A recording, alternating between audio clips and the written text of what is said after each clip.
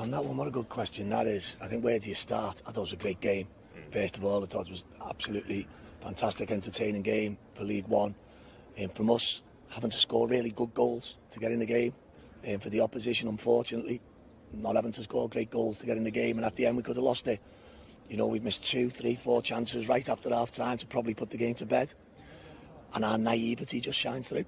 Our naivety, our inexperience, our all them words that come, our street savvy, if you like, to see a game out. They're just not there yet. You know, and there's no getting away from that. You know, Macaulay Bonne scored 2 absolutely fantastic goals, and the goals were given away. We'll never criticise lads, especially in front of the cameras, etc. But you can't give goals away like we're giving away and expect to win games. And these are experienced lads, some of them.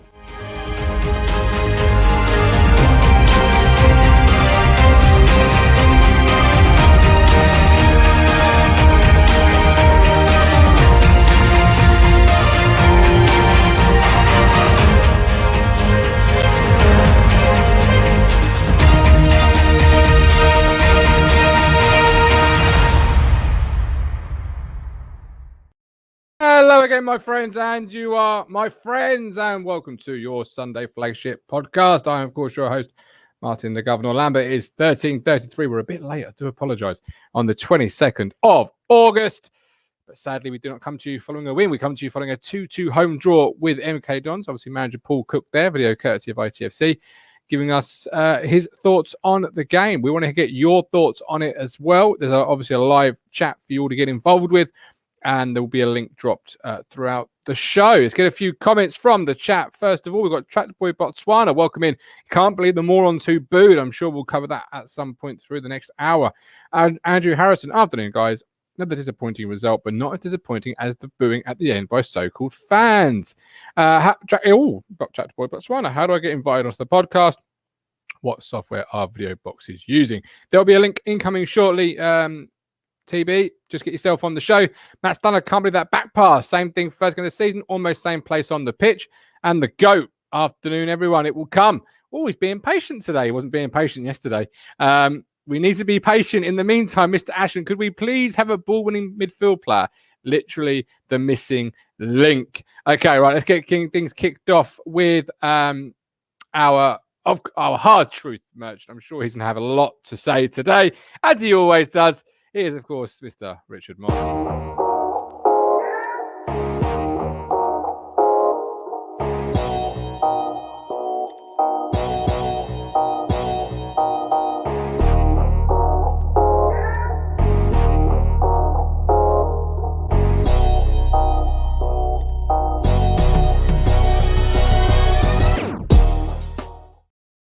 Hello, Richard. Your mate from Peterborough makes a great point here. Hello, all. Not seen a live show in a while, which is not great, Jonathan, but we'll let you off. Early days, but don't want to be giving teams like Wednesday, Wickham, Portsmouth, Sunderland too much of a head start.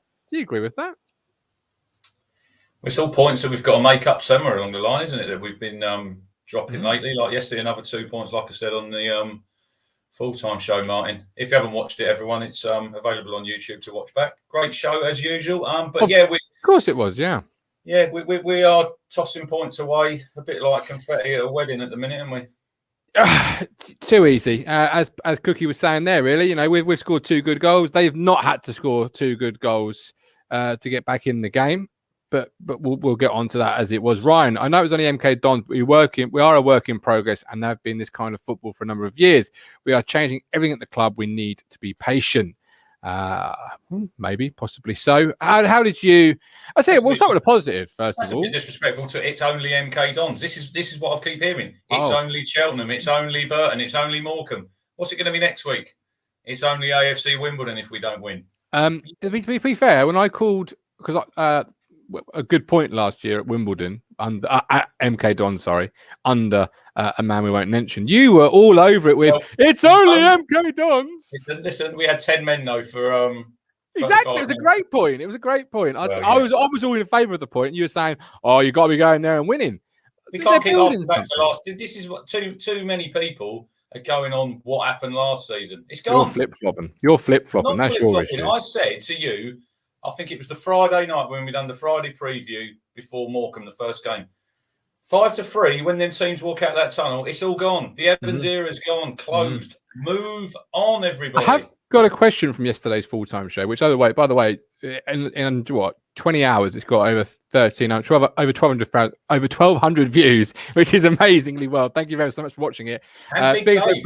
Where did Big Dave come from? I don't know. I just turned around and there's Big Dave looking at me, and I'm thinking, Christ, if he's one of the lemons, he's king. He can just, I will never say a bad word ever again. And he goes, hello, Guv. And I'm like, oh, thank fuck, it's one of us. It's on our side. Right. Yes, my ass fell out, I'm going to be honest. But he's a huge boy, wasn't he? Yeah, he's massive. What do you reckon? 6'6"? Oh, good lad, though. Absolutely quality banter. Loved him. Can't wait to meet him again next week and get him on the show more and more. But I've got a question for you. Don't avoid this one. How come Cruncher says for some players they've only had 4 games, but for others... Are you going off the YouTube comment? Yeah, but he expects more. Felix No Blue? Felix No Blues, yeah. I called him Greg in the reply. I didn't mean to. Sorry. Can you answer that? I said? I've not binned anybody after 4 games.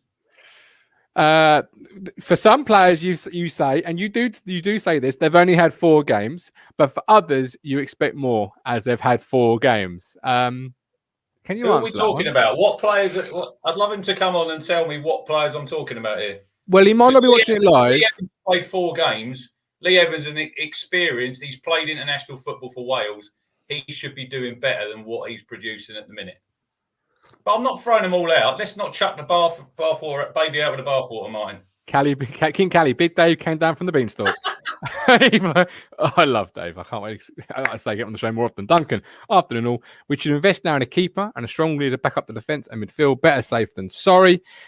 Stephen Perry, the style is better. We are crazy. I'd rather play shit than win games, though, to be fair. That game yesterday was the best game down Portman Road for about... No, it wasn't. No, it wasn't.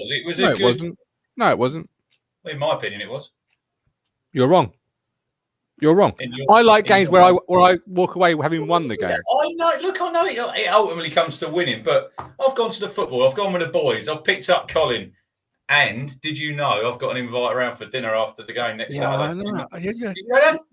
Yeah, you see, but Colin was moaning about you. I'm not going to say what he was saying about you, but he was giving it a bit of that. Martin Guv, you never guess what Rich was doing or saying. No, I hear it all, mate. I thought we're friends. We don't fall out here. I hear it all. So I'm surprised at the tea. I think, I've got a funny story for you. So we were on the way home.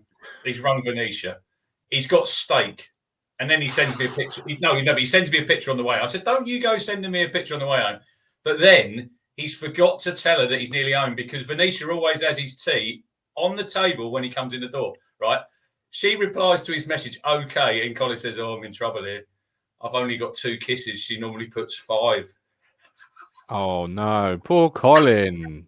Colin needed some away day beers in his life, I think, because that makes every evening a better come on, evening. Vicky. We don't want Norris back in goal. Don't go there. Simon Harris, for me, Harper and Evans are losing midfield battle and not offering enough at either end of the pitch. Mr. Ipswich Town, surely there's a slight concern, regardless of it being 4 games. Let's not fool ourselves. Improvement. P.S. You say you prefer to play bad and win, yet McCarthy was driven out. Well, yeah, but that's that. McCarthy also drove himself out. Yeah, of course he did. He built the bridge, and then we just had to walk him over it. Chris Boyd, with injuries mounting and players arriving injured, how long do we get much needed to settle back for? It's entertainment, and who likes Mick McCarthy and McGiven when we're getting the results? Gov, what? Colin, he's like, dropping him in it. He dropped me in it the other night with the old. We won't mention that, but they come on wheels. So I'm going to drop him in it. Right, let's get a goal. Not your grandma. No. Well, I don't know what she gets up to is her own business. Right, I'm going to drop the goal, and then we're going to bring in our 3rd member of today's. Come on, Paul Bird. Don't go. Look, don't let Cruncher near your fridge. He will take what he likes. That's a bit harsh. Come on. Oh, well, yeah, I have heard you've got some loose hands.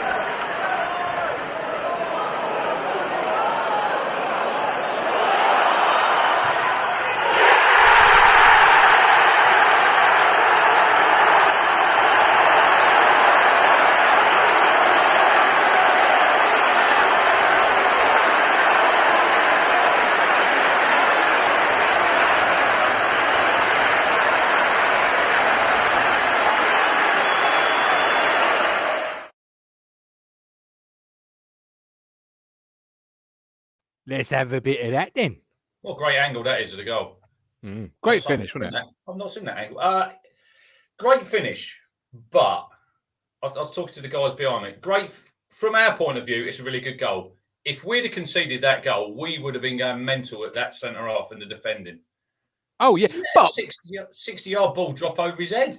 What I really liked though about that goal, and I said on the WhatsApp, I was out on the show, was the fact that it was a pre-planned, worked on training ground movement. Because whenever the ball was on the left side, Bond would move himself to the right side for the diagonal ball, and vice versa, the whole game.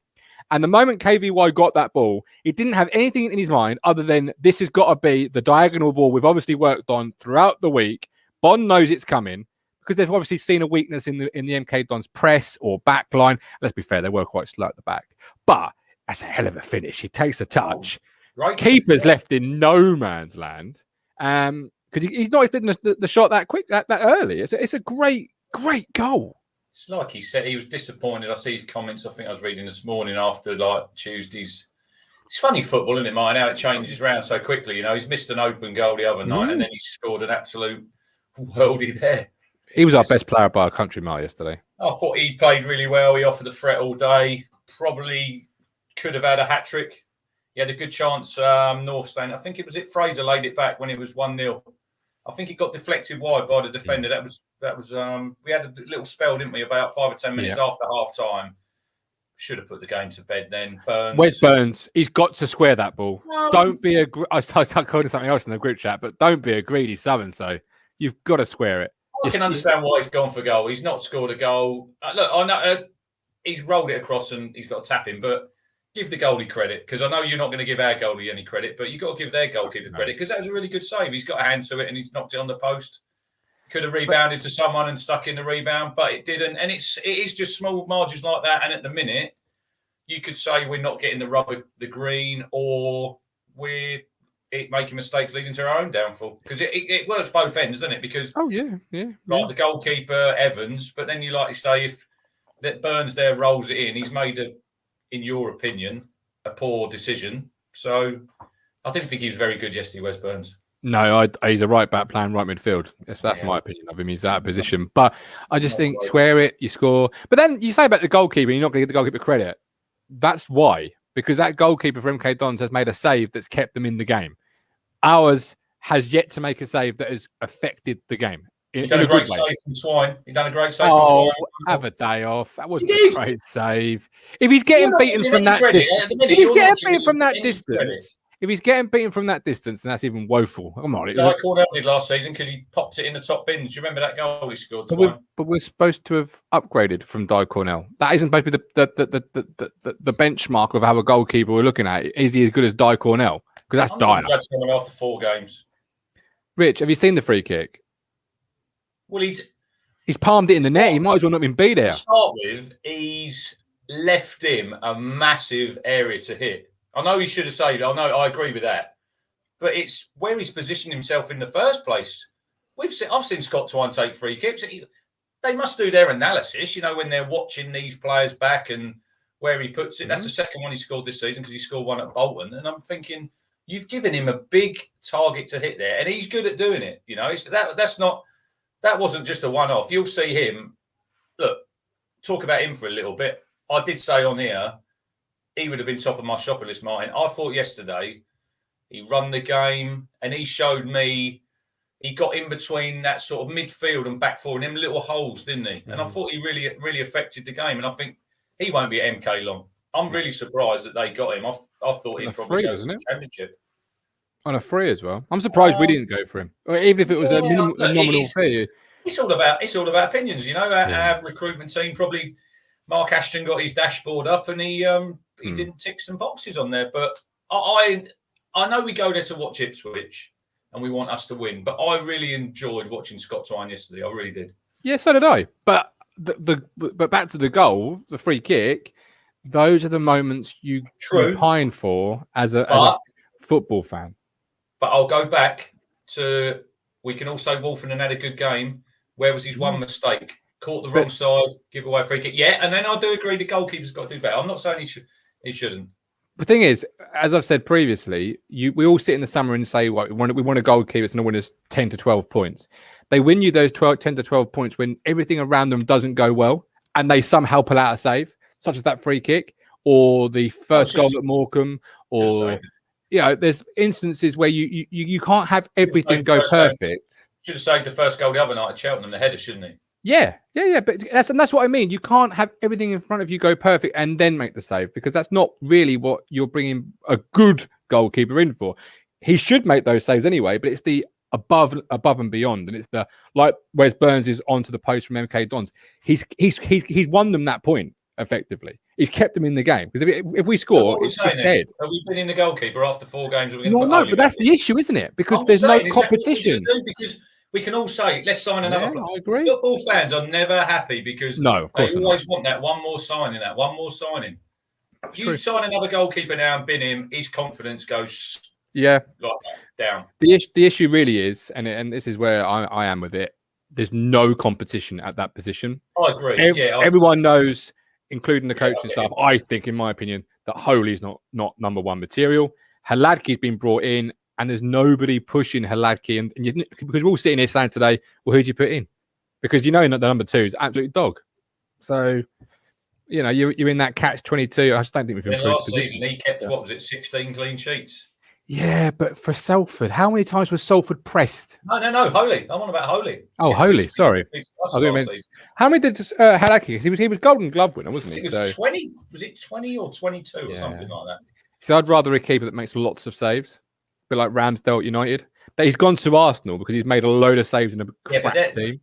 That's another funny. Look, Ramsdale, I'm not saying he's not a bad goalkeeper, but then we get back to recruitment there at Arsenal when they had a really good goalkeeper in Martinez. And they sold him for 17 million, and then they bought Ramsdale, and it's going to go up to 30. Now we can go on about recruitment for us.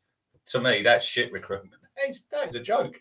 Yeah. Well, I do like the way Cookie did say end of the week that we're always scouring the market, and if a good deal comes available, we'll obviously take it.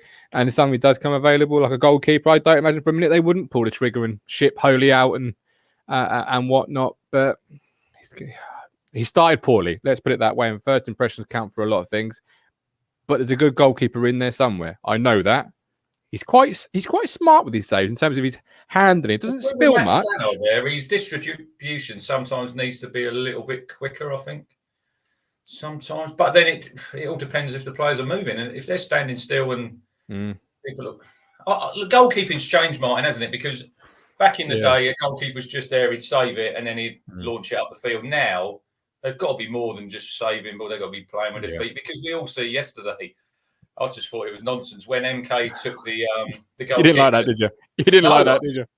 You got your centre half taking it in the middle of the goal, and the goalkeeper goes and stands on the edge of the 6-yard. I just think it's. Oh, we nearly got in, didn't we? Through the one where Burns. They tried to be a bit too clever playing out. Sometimes I think at this level, not just us, these players play at League One level for a reason. Man City can do it because they're good footballers and they're highly paid. They're international players. We've got League One footballers, and you're overcomplicating things a little bit. Well, that's where the second, and we'll come to that later on. That's where the second goal kind of came from, wasn't it? We were trying to just play instead of just clear the lines, get high up the pitch, press, and go again. We're playing in tight, and you did feel throughout that game there was going to be an instance, if not today or at some point through the season, where we're going to get caught out like that because they were playing tight areas. And it's there one the other night at Cheltenham when Evans played one back? I think so. Yeah, or Morecambe. It certainly was. Right. Do you want to introduce our third member? This is obviously a friend of yours. Somebody who watched the show. Bring him in. Let's go. I haven't got an intro for him because I didn't know he was going to be here. But far away. Just a guy I've met. I've had a bit of banter with him on socials. He's given me some stick, which I don't mind because everyone gives me stick. And then I chatted to him last week at Burton, met him at the pub, and I just said, "Come on!" And Adam's in the chat, and love to get his views on what's happening at town now and what we're going to do going forward. Sounds like a sort of Hollywood film with Will Smith in it, like Bad Boys, doesn't it? Well, guy who gives guy stick on social media, meets up in a pub and forms an unlikely comedic duo, But here he is. Beasley, how you doing, Beasley? Good, thanks, mate. Yeah, very good. It's exactly like that. That's how it was. It was, sort of love-hate relationship. And then I did say to you, didn't I, when at Burton last week, social media, Adam's not the real world. Well, that's it. Yeah, so you can get all carried away, and you can say things, and you're even typing them yourself and thinking, "What am I saying here?" And then you see the bloke in the pub, and chatting away as you've known each other all your lives and best mates, and all of a sudden we're now on a show together, and it's it's a strange world, isn't it? But yeah, social media is pretty grim at times, isn't it? Especially being a Town fan, it just seems it's one extreme or the other. You're either amazing and the best, and this player is the best player in the world. Next week he makes a mistake, bin him, he's useless. And it's frustrating, isn't it? But there we go. It really is. You've been hearing our goalkeeper conversation there. How have you viewed Hladky's first 4 games in the Town shirt? Yeah, I mean, much like a lot of the team, really, he shows moment. He's not the tallest in the world. He's not. Obviously we've got one extreme to the other with Holy as backup, but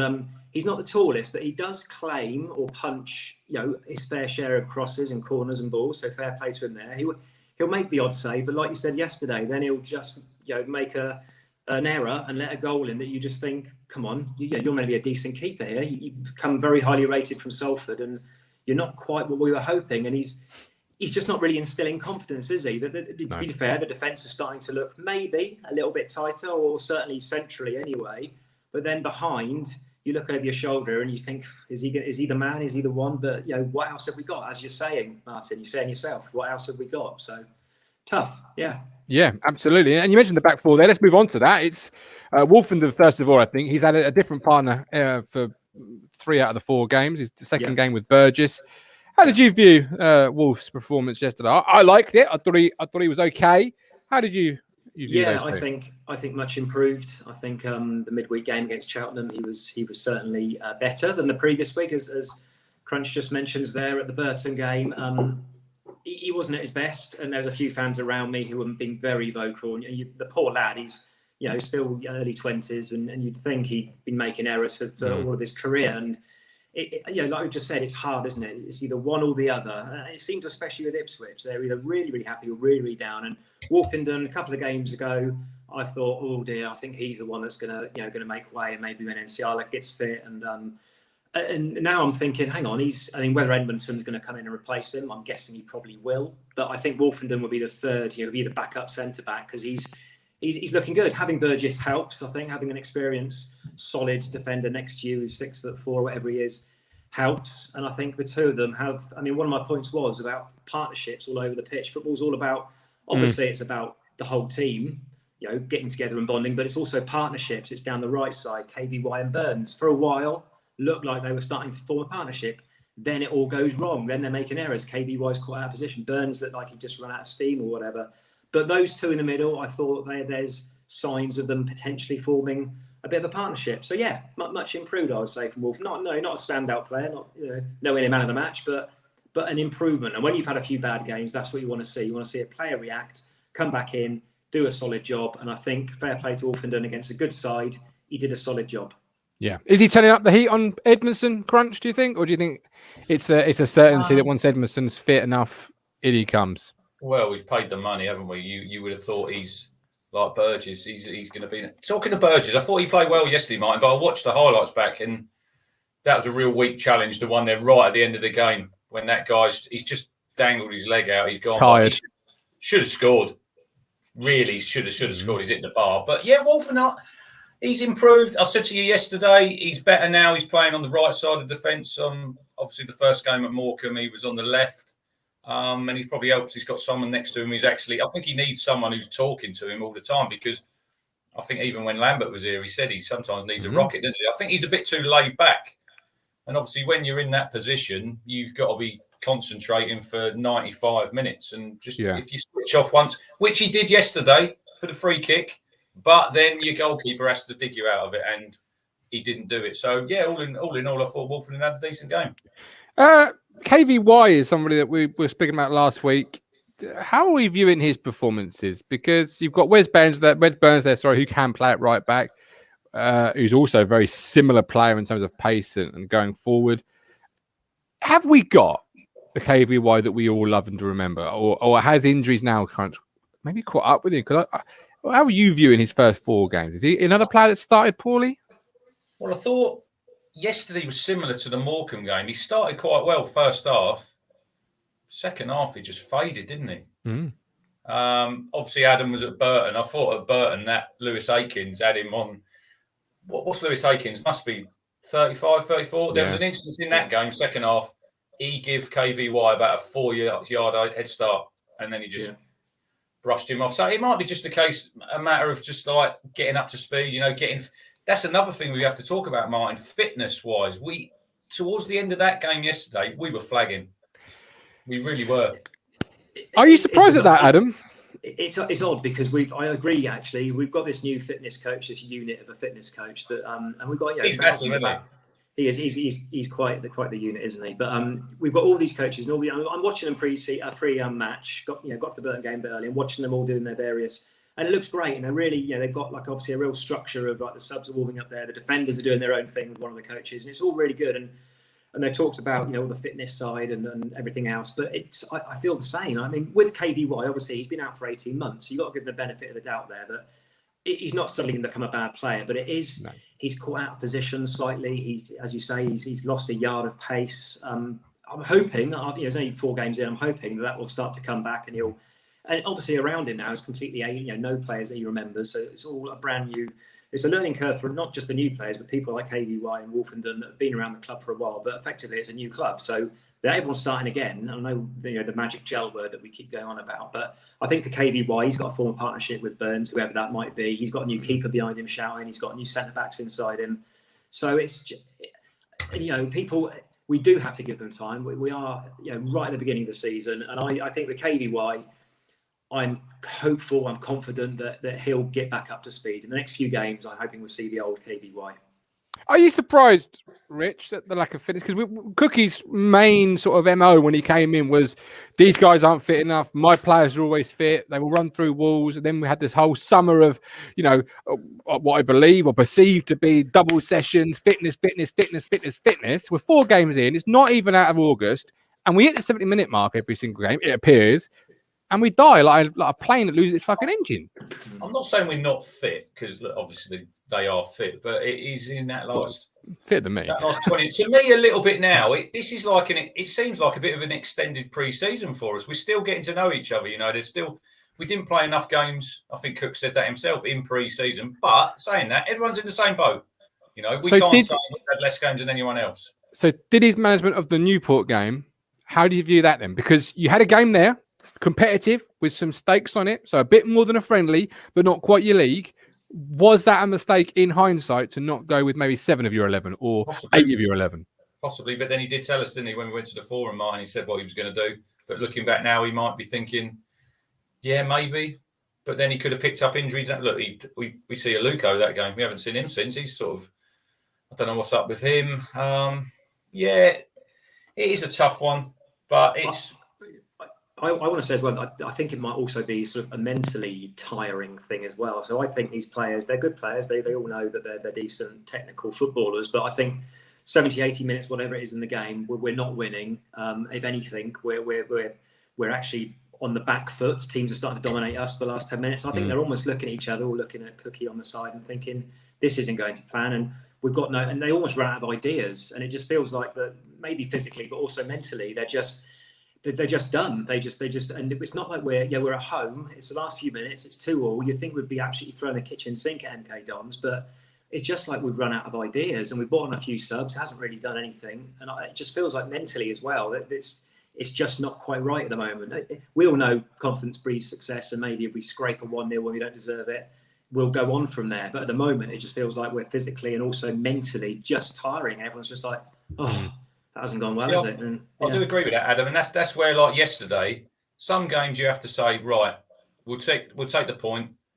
We want the 3 points, but it's like yesterday, 5 minutes to go, everyone's up, yeah, let's attack. And then, literally, the last kicks of the game, isn't it, Martin? When Edwards is in the midfield, Harper's sort of got dispossessed, and then you think, we've nearly thrown a point away. We don't know how vital that point might be at the end of the season. Sometimes you just have to take your medicine and say, right, we'll take a point. It's not what we wanted. We wanted to win, but we'll go again next Saturday. And that's probably where yesterday, even at Cheltenham, Burton, to a certain extent, I still think if Fraser scores that penalty, win that game. But Cheltenham the other night, when it went to 1-1, and it was sort of, you got to dig in. You have to dig in them moments, and sometimes you're not going to win every game, but sometimes don't get. But it's like Mick said sometimes, I think we will take a point when we go away. Yeah, absolutely. I've got a question. Dig in and accept it. Question for you, Adam, from somebody I think you might know, Stuart Darnell, or maybe you don't. What does Beasley think about the Cook leading a number 2? Yeah, I do know Stuart. Actually, we go to a few games together. So I thought you did. The flavour of the messages earlier on the chat, I thought you kind of knew each other. Yeah. Good mate of mine. Yeah, good old Stu. He lives around this way as well, Oxfordshire, Berkshire. So it's a bit of a trek for the two of us to go up to Portman Road. So we sort of share lifts and train journeys and things. So nice. Yeah, good lad. In terms of the number 2, before all the plethora of backroom staff joined the club, I was thinking just get Richardson in, and obviously that didn't happen. But I think now, I don't think he needs a number 2 as such. He's got some really good experience, maybe not experienced coaches, but experienced players who are now coaches on the sidelines with him. And just because one of them isn't officially an assistant manager, I don't think that should really make any difference. We've got, whatever it is, 4 or 5 coaches on the side there with him, and they play in a variety of positions, mainly attacking players, to be fair. But I think between them all, whether it's too many cooks, that could be another argument, but I think between them all, there should be enough advice and enough experience on that bench to get it right. I think the players on the pitch, as I've said, are technically absolutely fine. They're, technically, individually, they're all great footballers, a lot of experience there as well. You shouldn't necessarily need a number 2, just one manager. Like, McCarthy and Connor, obviously, great little partnership together, and that was it pretty much. But I think you don't necessarily need a number 2. I think the game's changed a bit now. You've got experts in different areas of the game on the sides. And it would have been nice if Richardson joined right at the beginning, but it hasn't happened. So we've got to forget about that. And I don't think you can blame the lack of an assistant or an official assistant. Yeah, I completely agree with that, actually. I think, and he's quite a stubborn manager, as we've been told by Freddie from Portsmouth, Baz from Wigan. He just don't know what Liam would have brought maybe a bit differently at this point. So I think you're quite true there. I can't think we can avoid it much longer, really. The midfield, I'll throw the link over in a second. Evans and Harper and Evans. I'll kick this off. Individually, they're great players, but they're not a combination. And I wonder about them two as a partnership. I remember reading an article in the summer about Brentford and Brentford's recruitment policy and how they always look to bring in players that complement each other. So you look to bring in, say, Lee Evans, and you say, well, what does he do well and what doesn't he do well? And you go and get a player that does the things he doesn't do well, and vice versa. I look at them both and I just think they're not a partnership. They don't complement each other well. Evans is left too many times trying to cover huge amounts of space, and he can't do it. I don't know if he's still carrying a bit of an injury, or if the injury in the summers has maybe lingered on a little bit, because he looks cumbersome to me, Crunch. And he's being left with lots of space. He can't cover it. And Harper has good flashes, 15 here, 20 here, but he don't put it together. Yeah, but Chris did tell us about he's a luxury. That's and right now, we can't afford a luxury. He did say that when we got him. And it was interesting yesterday, he brought Tom Carroll on. I thought he tidy player, done okay. Is he really what we need as well? No. Because I see him as a forward-thinking player, creating. And I know I got a bit of stick yesterday on the full-time show. I wasn't saying we needed Cole Scouse. We need someone. I don't know if I remember back in the 90s, Geraint Williams played centre midfield. From the halfway line. Not the best footballer. He could get the ball, win the ball, and then he'd give it to the people who are obviously better players and can create. And that's what we need. Someone who's just going to sit in front of that back four. They're happy to do that job. They don't want to go wandering. We're way too open. And look, like I said yesterday, you don't want to hear it, but we need somebody like a Flynn Downs, because Harper is a. To the bloke sitting in the army yesterday, we had someone at the club. Look, Flynn wanted to go. We know what happened. Yeah, that's fine, but you need someone in that mould. Yeah, that engine, the work rate, who will help Evans cover the space or play instead of Evans. For me, at the moment, Adam, Harper would be better off the bench, where he can flash for 20 minutes and take over a game, as opposed to playing 90, because he's struggling to put that whole 90 together, isn't he? Yeah, I've done a complete U-turn on these two. So I went to the pre-season friendly at Dartford and came away thinking I said to my lad who comes to the games with me, I said, Evans remind me a little bit of Holland in a way. And I said, Harper and Evans, they're absolute quality. We've got it nailed. Centre midfield, sorted. Let's move on to them. Maybe the first game or two. Okay, they're still looking pretty good together. They're quite silky. They're moving it around nicely. That's all good. And now it's just gone to pieces. And now that both of them have just gone backwards. And as everyone is saying, we need a nasty, experienced head in there that's going to break up play, that's going to do all the Finn Downs-esque type stuff, but maybe a bit maturer. And I didn't want to see that. I want us to be the sort of, and everyone likes to see pretty football that creates loads of chances. But I think at the end of the day, this is League One we're in, and we've got to do whatever it takes to get out. Those two would probably look much better and perform better as a team, as a duo, in a higher division, because you've got that bit more time, and you the more technical players excel at higher levels. But at the moment, those two are being overrun, as you say. They're not covering the yardage. They're not doing the nasty stuff. And clubs that have been in League One for a while, they're more street. I mean, Cookie said it himself. We're not streetwise enough. We're a bit naive. I mean, Evans being robbed for the ball there is just criminal. And I've done a bit of a U-turn, which I'm a bit gutted about, because I thought we had it sorted. Dartford away, walked away. Okay, forget about anything else, the result and all the rest of it. But I thought, well, those two look a different level. We're sorted in the centre midfield, but no, I don't think we are. And I think, and I'm the same as you, and I think it's because they don't complement each other. They don't hide each other's weaknesses, and they don't help each other's strengths. So in the end, you get two players that just look a bit lost and overawed and engulfed. And I still think, and I don't know about you, either of you really, but he's not moving smoothly, Evans. When you watch him, he's just not, for me, moving the way I would expect him to move. I don't know what injury he had in the summer.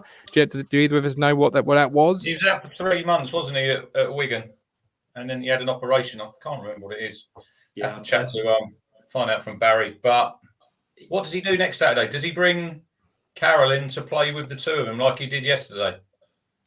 Well, this is another thing. Do you think the number 10, whoever that is helping them two enough as well? Do you think there's enough of the three of them working together, or do you think the number 10 too often leaves the two of them with big? Fraser a luxury player? Because yesterday I didn't see enough of him.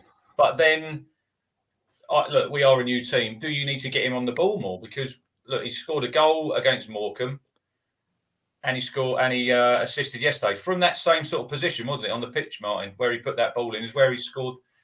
But I think it's too many luxuries, though, Crunch. You've got too many players that aren't work rate players. Harper, for me, is not really a work rate player. Evans, I think, could be, but for whatever reason, is as Harry says, running through mud.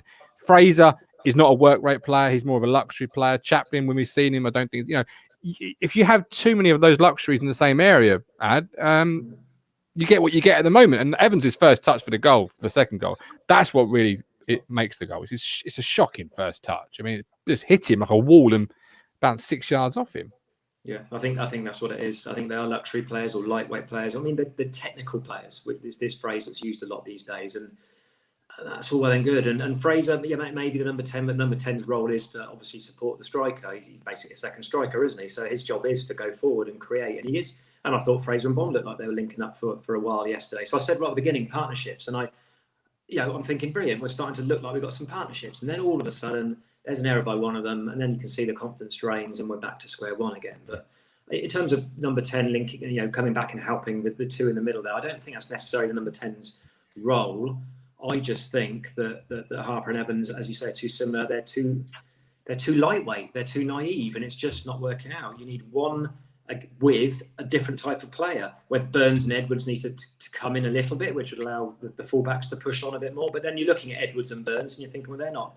Edwards isn't the sort of player that's going to tuck in there and do the dirty work and track back and help the central midfield. He wants to get on the ball and do the stuff at the other end. But I'm physically looking down at the team sheet now, they're all very forward-thinking, silky, let's try and create some goal type players. We haven't got a Skews or a Downs or a Williams, as you just mentioned. And I think that is the missing bit of the jigsaw, really. And get that in, get the team sort of playing together a bit more, and we might see a different.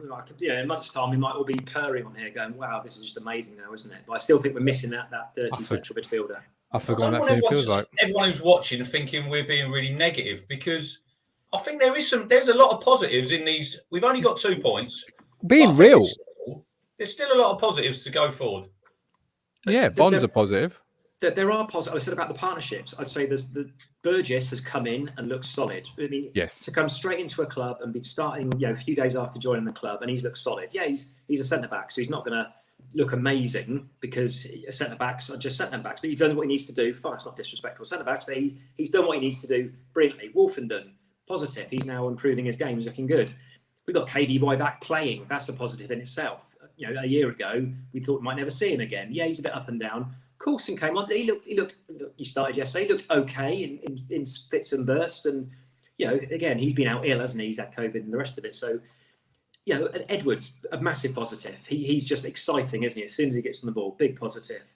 Bon, I mean, God, the guy, the character he showed to come back from that horrific midweek miss and score 2 yesterday, and then the whole team joined in for a celebration. That's a huge positive. Bon looks like, obviously he loves the club. He wants to be there, and he's enjoying life. Yeah, there's 1 or 2 others that are up and down. Harper Evans, Fraser Burns, they're good 1 minute, they're not so good the next. But it is negative because we've got 2 points, but it's positive because, as we all know, this is work in progress, and there's lots of signs that we are starting to get it right. They didn't dominate us yesterday. At times, we looked brilliant. And this is a good footballing team. They 70% possession or whatever it was, 60-something. They're a good team, so we're not going to be able to walk all over them. And I think some people's expectations are just a little bit off. And it's not great, but it's not the end of the world. I'm pretty confident we will get it right. But, absolutely. But you're Dave's just being. He is. Dave in the chat. Yeah, I've seen him in the chat. But just being real. That's the thing. You're responding to the 4 games you've seen in front of you, and there has been some bad performances. There has been some good performances. There's been some indifferent performances. It's small margins, Martin, and we could be sitting here. And I know what you're going to say. We could easily be sitting here with 10 points. We could. But we're not. Victoria, we've wanted more excitement for football and goals. We've got that. The rest will come. Ben will get Ben Tozer in. They were tactically aware. They changed to how we played, and we didn't adapt enough to counter them. We have got to maybe be a bit careful as that as fans. Like we're turning into a bit of fantasy football here, in the sense of let's go and get him. Ben wants another 3 players. I don't think you might get them, but I just think you've got to be a little. If you want teams to gel, and then you want to go and bring 3 or 4 more players, and it's like, it's why the injuries aren't helping. Kent Stanley going to Cornwall for 2 weeks on Saturday. Looking forward to reading Colin the Goat's letter of complaint. Steve just down. I don't mind joining against MK Dons, but expecting to be Morecambe and Cheltenham was what exactly we expect. I don't start me on Cheltenham again. I've still got the YouTube comments coming in. Right. Let's bring in Neil Perks. Neil, welcome in. You've clicked the link to join the show. What do you make? I love the shirt, but what do you make of Town at the moment? It's a running shirt, Martin. I'm running in memory of my late wife, who I lost in October last year of cancer. So I'm totally sorry to hear that, Neil. Can you drop the link for the Just Giving page, and we'll promote that? Yeah, no worries. I can do that. 3 weeks time. I'm running. So good luck. Yeah. How far are you going, Neil? How far are you running? A half marathon, 13.1 in Torbay. Oh, fair play. I've done a few runs myself down the years. I know it's a tough old marathon, and half marathon running is tough, and it's the training, isn't it? It's getting out and doing the training on a Sunday morning when you're maybe a bit hungover. Yeah. That's always the hard bit. But... Yeah, I'm going to go out and do 4 or 5 miles in a little while. And yeah, my wife used to design my shirts for me, and she used to be a cab designer. So yeah, it's going to be a special day. It is. I've got a friend joining me in his 60s as well. His daughter killed herself about 5 or 6 years ago, and he's running with me as well. So, well, good luck with the run. Make sure you give us the giving page, and as I say, as a platform, we'll promote that and try and get some money into there for you. So, what do you make of Town? I agree with a lot of the comments. I've got to be honest. What Cruncher says about like a Geraint Williams type player in the midfield. Certainly need a ball winner, don't we? I think those 2 players, I don't think they complement each other like you say. We need probably one of the 2, probably Harper maybe, and like a real ball winner in there. I think defensively we're getting there, aren't we? And certainly up front, I think it's the middle of the park really more than anything. Yeah. Does Bond's emergence make it maybe more difficult for Cookie, because he's not the traditional sort of one-man hold-up striker that you would expect with a 4-2-3-1. Does that then make Fraser's position a little bit more expendable, because he has been playing with 2 strikers just one off each other? Bond's the number one striker. I think you'd probably agree. So where does that leave Piggott and Fraser? It's tough, isn't it? I think if Fraser plays, he's got to play 10, isn't he? There's no other position for him, really. I heard I was watching something this morning. He's been chucked out on the wings, and obviously Cook's had his say about that, but he's not a winger. He's a number 10. If he's not a number 10, can he really get in the team? He's not going to play, is he, unless he's a 10? And, I mean, Bond's a fantastic player, isn't he? And, you know, like the heart and the commitment for Town. I mean, you know, he's just a fantastic player, isn't it? And great to see him come back yesterday. The 2 goals, they were class goals. They were real class goals.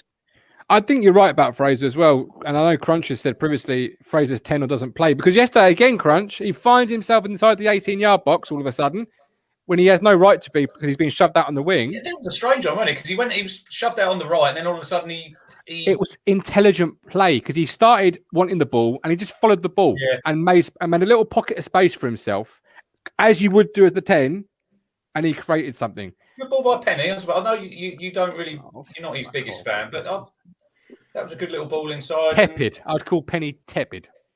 Look, we've scored some good goals, haven't we? We've scored some good goals, and it's just a shame that at the minute, like I did say yesterday, Martin, it's like 2 goals a game we're shipping at the minute. We shut that back door, and I think that we'll absolutely trounce some teams at Portman Road this season, because going forward, we've played some good football, but it don't matter, guys, whatever level of football you're playing, you know, Sunday morning, if you keep giving, and they're soft goals, aren't they? They're soft goals we've given away. No one's scored a good goal against us yet. Not what I've seen. No, that's true. How are you viewing, before I let you go, Neil, could you go run those miles? How are you viewing the Harper and Evans combination? What would you do for Wimbledon next week to solve that? It's tough, isn't it? Because, I mean, if you bring Carroll in, again, he's not a ball winner, is he? He's not a ball winner at all. So you've got 3 players there, and none of them are ball winners, really. You could say Evans, maybe at times you'd think you'd be a ball winner, but they're not a real ball winner, any of those 3. So it's tough what to do. And maybe start Carroll next week alongside one of them. It's hard to know what to do there, really, isn't it? At the back, do you change at the back as well and bring Edmondson in if he's fit? Give him a start as well, maybe. But then you're changing things up again, aren't you? Exactly. You know, is what Adam said. You know, when you've got Wolfenden and Burgess, they played a couple of games together now. You stick with them. Is Coulson going to be fit as well now? Someone said that he looks like he's got an injury again. And yeah, that's a bitter blow, because I thought he was really good. Finally, a fullback that stops the cross. I thought they died out like the dinosaurs, because every time I see a fullback at Portman Road these days, the cross just gets in the box. But he stopped the cross at every opportunity. I loved him. And then as Town fans, we can never have anything good, can we? So he limped off injured. And alas, we'll probably never see him again, sadly. But there we go. Neil, good luck with your run today. Thank you. Please send me the Just Giving page, and I'll make sure that goes across all of our shows over the next couple of days. Brilliant. Thank you, guys. Look after yourself, Neil. Thanks ever so much. Going to bring Stephen in now, because he says, I really don't get what I'm hearing. Steve, the tester for yesterday's full-time show, thank you for being that tester. You and Crunch had a delightful chat. What were you not? What's wrong? I don't get it. Everyone's turning around and saying, let's blow up the midfield. Yeah? Who's played through us? We've given these goals away. Let's be real. No one's actually, Milton Keynes had lots of possession. They did nothing with it. Absolutely nothing. What they did, we stopped. We gave them the goals. Same against Cheltenham. A solid midfield won't stop them throw-ins. You know, Stephen, where was the midfield then in the last 20 seconds of the game when they cut through us? I agree, but what did they do with it? Yeah, Let's be real. No, we can talk about. He should have scored. That's what he should have done. He should have scored, but he didn't. Let's be talking. We're talking about block. That's like turning around and saying, let's block the strikers because he's only scored 1 goal when we wanted 2. Come on, they did the job. At the end of the day, we've given them the points. They are not wrestling the points away from us by tippy-tapping through us and then destroying our whole team. You know, it's a collective thing, yeah? It's not just blamed on one player or another player, yeah? Wolfenden should do better. The goalkeeper should have done better. My God, defence starts from the forwards. Let's start having a little bit of realism and say, look, everybody put the, sticking Scouse in that squad or someone like him will not stop a Ben Tozer throwing. I'm sorry, it won't. We need some realism. Yeah, I'm not saying they're the best players in the world because they're not. Yeah, they're the best we can get. Yeah, we went for Morel. Would he have been any better? Probably not. But if you put in this ball cruncher or ball winner or whatever, I think people get a bit mixed up. They keep calling what's it? Oh, I love that. Bone cruncher. That is a new position. I want that in Football Manager this year. That bone cruncher. They keep calling Morsey a ball winner. Have you seen him play? He is a ball player. He's not a ball winner. He's a ball player. I've seen him play at Wigan. Let me ask you this. He's not a Cole Scopes, I'll tell you that now. I've seen him play at Wigan. He's not we don't want a Cole Scopes. We had that for a number of years. Is that football in 2021? Because you can't really tackle. You can't really tackle in the game nowadays. You can't put stick on someone after 5 minutes and lift them 5 foot up in the air. So is that football in general that there's not them hard men out there like there used to be? Probably. You look at one of the best defensive midfielders in the world, Canton. He hardly tackles people. He uses this. That's what them two haven't got. That's what them two haven't got because they're walking everywhere. All right. The point is, I'll ask you this, Steve. Who are you going to get? Everyone says we need this player. Who is it? Who's this mythical player we'll get? Who's got that? Okay, so you're saying it's individual mistakes? Absolutely fine. You're spot on with that. It is individual mistakes. Cookie says that himself. You're Paul Cook. I'm giving you the power. What are you doing to navigate through this? Because you can say it's 4 games, but fans will say it's 20 odd. The ownership maybe at some point will use the whole broad spectrum of results. What do you do right now then? Because you've got your individual mistakes. So how do you fix that? Well, a lot of it comes with familiarity. Players knowing where certain players are going to be at any certain period of time, knowing what their strengths and weaknesses are. Can this player? Does this player know this player can get there? If he can't, if he knows he can't get there, don't pass there.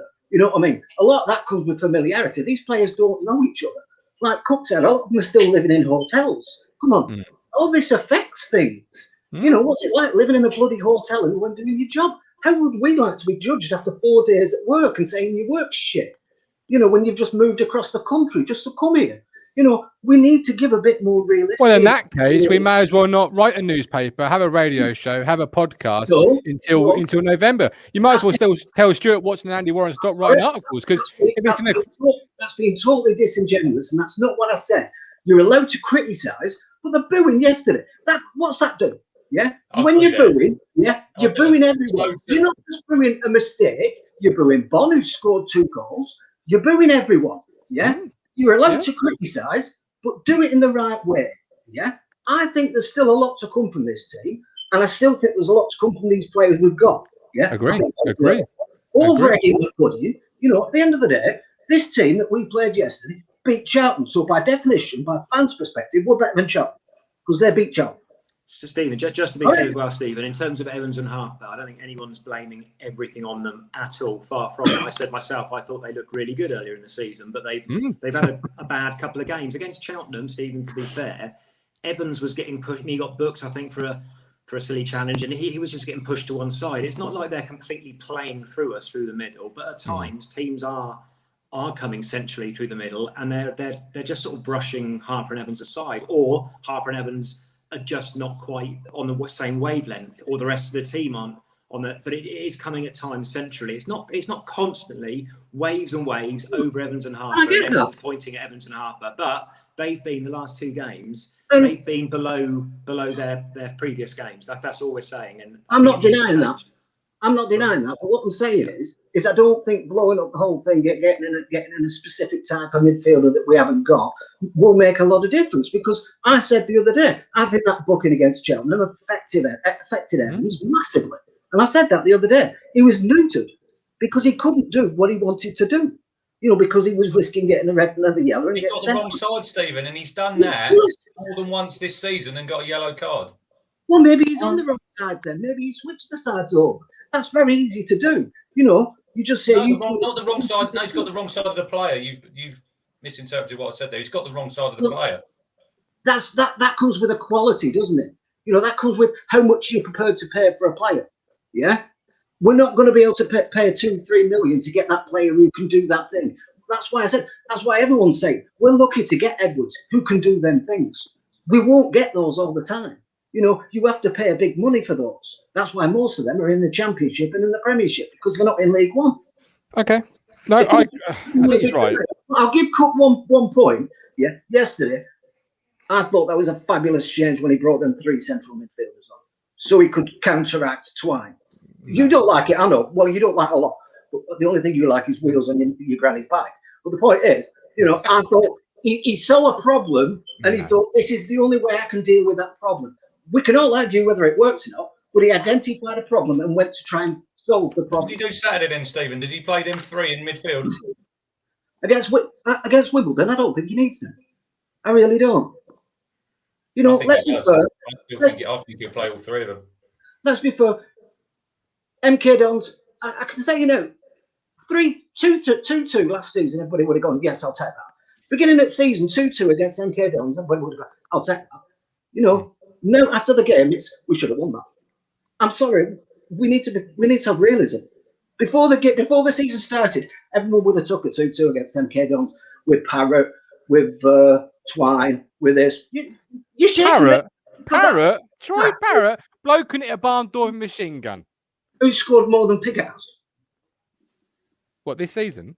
Yeah. But I thought we were going to go on the whole body of work and not just this season. They beat Charlton. We haven't beaten Charlton yet. We haven't played Charlton yet, Steve. We haven't beaten Charlton. Look, you're missing my point. No, I am not. I'm not missing your point. I'm getting your point. I think a lot of people just think, let's look at it in the round and say at the start of the season we'd have said MK Dons with the team they've got and the way they play, yeah, would have been a good home point. Whether we liked it or not is irrelevant, but it would have been. Then you can flip that. Down for relegation. You got them down for relegation, MK. Look. You stop Scott Twine. You stop NK Dons because they've not got a striker. I still believe that they've not got a striker. And if Scott Twine gets in there yesterday, was Mo Issa there? Because I didn't see him. Yeah, Mo Issa. In a way, they don't because we had to score for them. Yeah. In a way, you're right. Steve, you're on fire. The chat have loved you. I have loved you. And I do love other things more than my granny's wills, but my granny's wills are rather good as well. I will be honest. So, Steve, as always, love you coming on the show.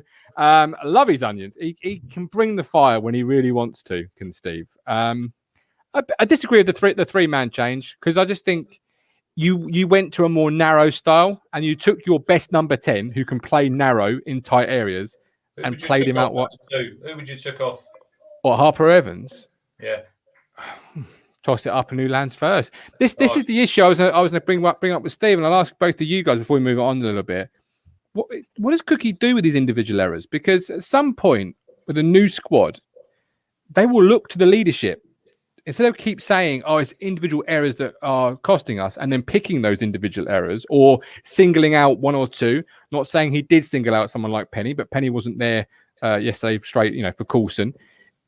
You have to start eventually saying in the dressing room, these errors are not good enough, and then dropping players. Because when you start saying things like errors are not great and then keeping the selection the same, that's not leadership, or that's not how I view leadership.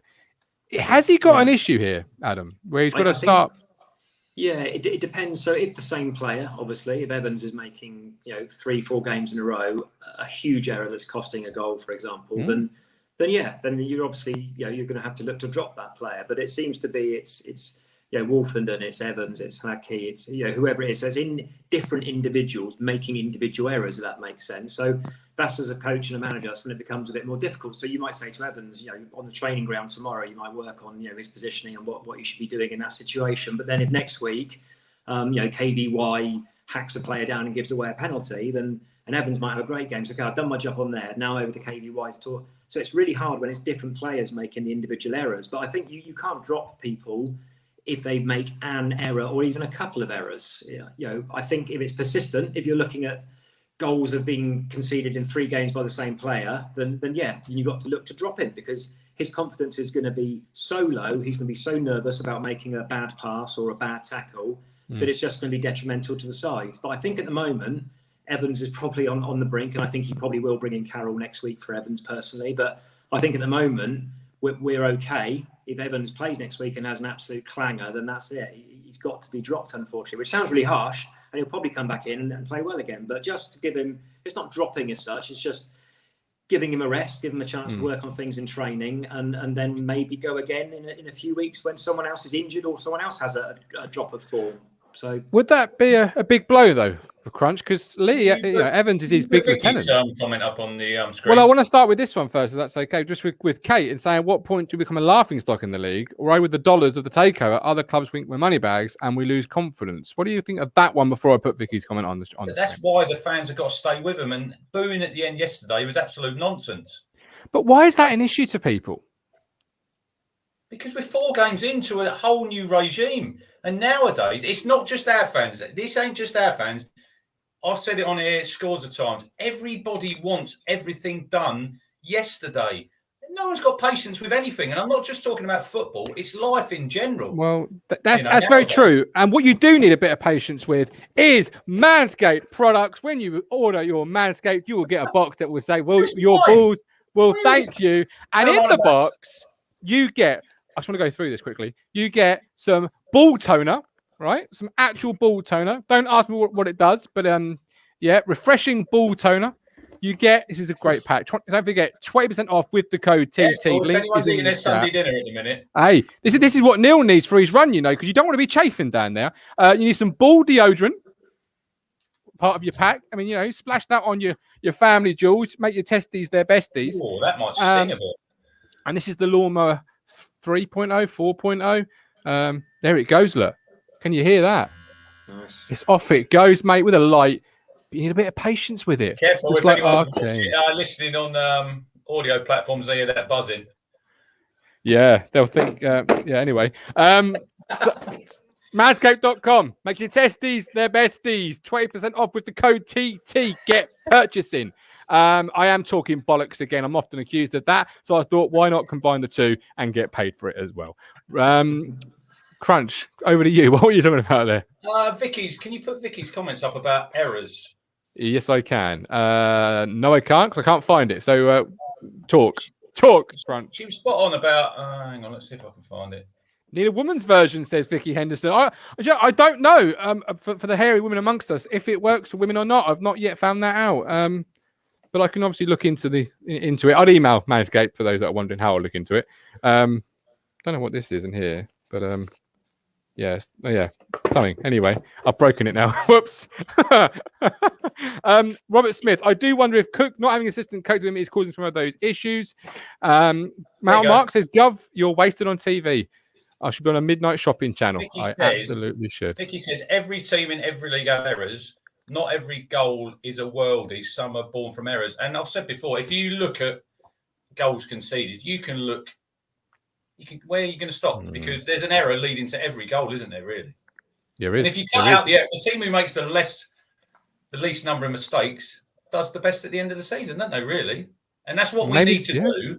That's my goat today, Martin. My goat is the defending, because we've let 8 goals in, and we've let 8 goals in that... No, if someone scores a worldie from 30 yards and bangs it in the top corner, not a lot you can really do about that. But all of the goals we've conceded so far, they're soft mistakes, they're individual errors. You look at the Morecambe goals, the first goal where he's run past 3 players, no tackle. Second goal, Wolfenden. Burton's 2 goals. We switch off from the free kick. The second one's a penalty. Evans gives the ball away in midfield there. Cheltenham the other night. Lakey should have saved the first one. The second goal, we didn't do the second ball. And then yesterday's goal. So if we cut out them individual errors, not a lot of teams will live with us in this league. I don't think so. No, absolutely. Lee Anderson asked, is there a strawberry flavour? I do not know, but I do know the ball toner just says, that basically it's just there to... For an anytime pick-me-up, spritz your goods once or twice. Let the air dry. I mean, I don't know. I've not tried it. That sounds quite fun, to be fair. That sounds like a good Saturday afternoon activity with a glass of wine. Spritz your balls.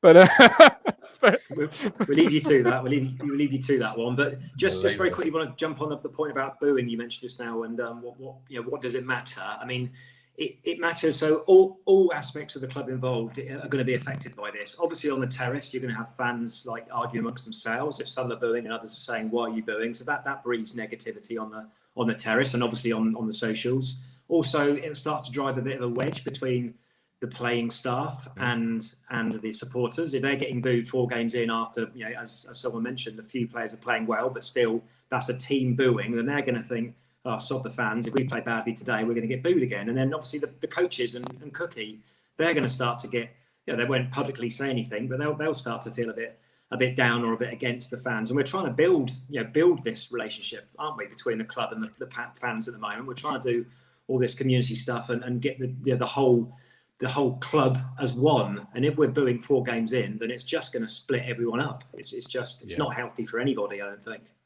No, and you're absolutely right. Hey, but I do like to think we are positive on the platform. We just say it how it is. We're not here for any other reason than to be passionate Ipswich Town fans, and we tell it how it is. And we haven't got any allegiances, have we, Crunch, to players or whatnot? And no, we're not just moaning for moaning's sake, are we? We're trying to pick it apart and in a constructive way. Like, you're not moaning at an individual. You're not, and the booing was terrible. I agree. I think we need to cheer after every single game just to round out those boos. By the way, the boos when the players took the knee, I just thought, I will say this as the platform host, just disgraceful. Yeah, Callie, I see Callie's tweet last night, and then someone said, "Well, why don't you focus on the 99.9% who didn't?" But why should you just be quiet for the few idiots who done it? Call them out. If you're near someone and they're booing, call them out. Don't just stand there in silence. Absolutely. Yeah. Michael Finch is the thing. The booing was more out of frustration of the stupid errors and not bad play. I didn't hear the booing. I was trying to make a beeline and get out and get the post-game show set up and everything. And as Lisa, I didn't hear booing either, but apparently there was some. Right. We have got a wonderful, wonderful crunching tackle this afternoon. We've got to get this in before we go. Here is obviously our intro. No media mogul this week because he's on a stag do, getting absolutely trolleyed. He's Matt in Soho. So they say.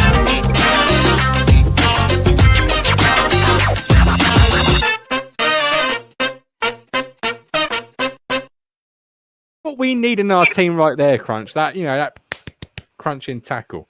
Right, what have we got, son? So when you think of great partnerships, WWE Hall of Famer Triple H and Enfield Town FC probably won't come to mind, will they, guys? No. But here they are. I have. Let me know if you can hear it. This is the game, Triple H. Not only is it a big week for WWE with SummerSlam on Saturday and NXT TakeOver 36 on Sunday, but it's a big week for UK as the football season has returned. Enfield in London has played a big part in the journey of NXT UK since the opening of our UK Performance Center. And that's why I'm proud to announce today the first of its kind partnership between NXT UK and Enfield Town Football Club in celebration of their 20th anniversary. As the UK's first supporter-owned football club, they share our passion in putting fans at the center of everything we do. Be on the lookout for plenty of exciting things to come over the next few months. But for now, there's only one question left to ask. Enfield Town Football Club, are you ready? There you go. The same size as Big Dave. Yes. I mean, but was your childhood unless you heard Jim Ross telling Triple H to burn in hell at least twice a week? I mean, Well, Lee Anderson's not having it in the chat, I see there. He says is there any chance we could get him? Is there any chance we could get him in the centre of the park? Can we get that lad in the centre of the pitch? That's what we need. Yeah. Absolutely. But how unique a wrestling platform or company sponsoring a football? And it says here, I've got a little bit. It says one thing remains to be seen though. Will WWE superstars like Roman Reigns, Big E, and Bianca Belair get the non-league football bug and start jetting across the pond for matches against Brightling City Regent, Corinthian Casuals, and Folkestone Invicta? There you go. Don't talk about Bianca Belair. 10 seconds. Don't even start me on that one and the uselessness of professional wrestling. Right. Anything else before we go? Oh, my go, actually. Adam, you might have a go. It's where we find something that's really annoyed us during the week. I'll play the intro if you have a thing.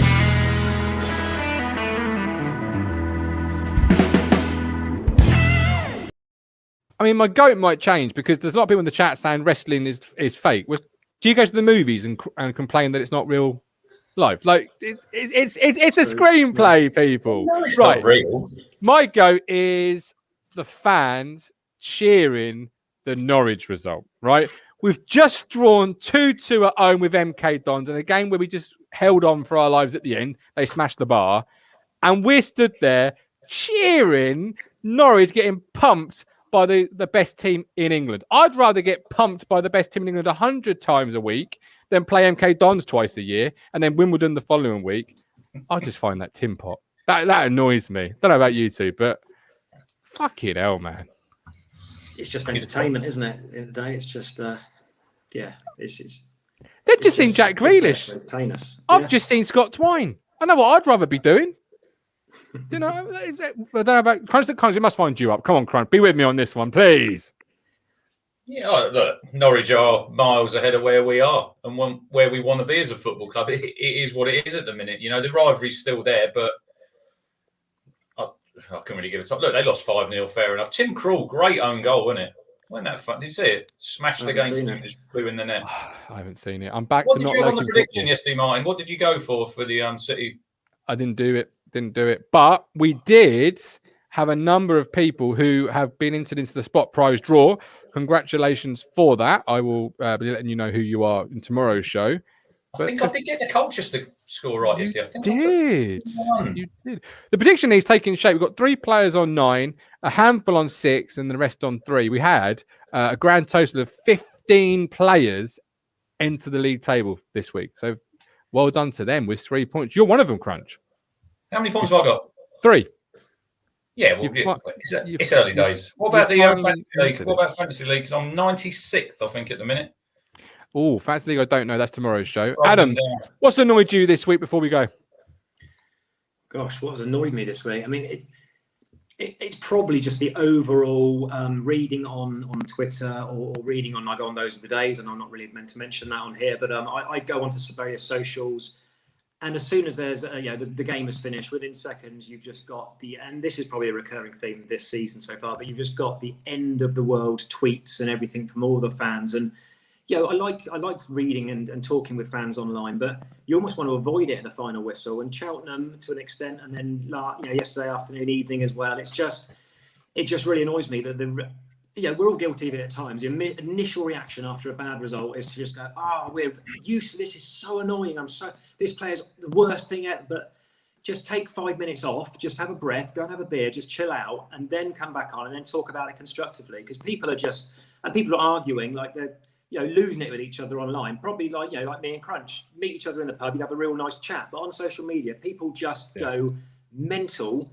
And it's just really annoying because you can't read it. You can't read Twitter for an hour or so after the game because it's just, people are just crazy at the moment. So it's just really getting on my nerves. But there you go. No, well, that is exactly what the GOAT's all about. You've just nailed it in one. Well done for a debut, because Martin always says, don't you, when you have, what do you call it, your 24-hour call-off period, and then you look at it the next day, and then you look at it a little bit more sort of measured than you really. But then yesterday, I think the full-time show, Martin, I think we were quite measured there, weren't we? Really, we weren't losing the plot. I know there probably will be times this season when we come out the ground and we probably not played well and lost that we will. But I thought yesterday we were quite measured. We were quite fair, I think. Yeah, I completely agree. Good night, Kate. Adam Flat says, come off Twitter. It's liberating. Jem says, welcome to social media. Eddie Spaghetti. People are crazy because they don't have the same opinion of things as you. ? Great name, Eddie Spaghetti. I mean, that's just like someone out of the Sopranos. Big Dave, Big Dave will beat Wimbledon 5-2. Right, we're back tomorrow at 8:30 for the Talking Town Extra Time show, where we pick it apart some more in a more fun way, I'm sure. And then we're back, obviously, on Thursday. Anything else before we go, Crunch? Have I missed anything? No, I don't think so. I think it was a good show. If everyone in the chat can hit the like button, anyone in there who hasn't subscribed, because what we're on now, we're on the way to 3,000, aren't we? Getting mighty close, yeah. We're as close as I am to Adam Flat, who currently leads the Fantasy League on 156 points. I'm 6 points away in 8th. I can't see you, Crunch, though. You're a bit further down the list. How many games have we played? With my team is still gelling. I love it. Adam, it's been a real pleasure having you on today. Cheers, Hopefully guys. come back to us. But until tomorrow, 8:30, with love, with care. Come on, you Blues. We're on a journey, looking back on the things that we've taken for granted, but feels like we're learning to be better without what's been holding us back now.